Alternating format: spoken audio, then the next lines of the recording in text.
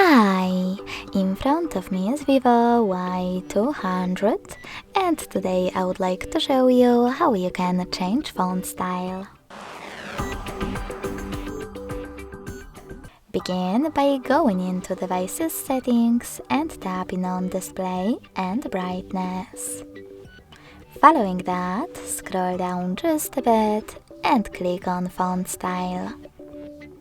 Now you can tap on one of those and choose Apply. So when I do that and go back,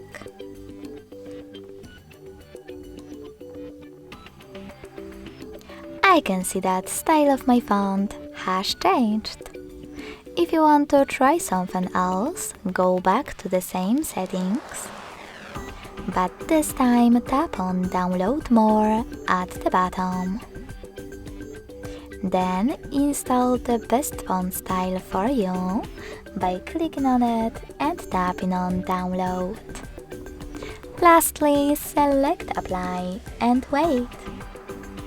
Thanks so much for watching. If you enjoyed this video, don't forget to leave a like, comment and subscribe.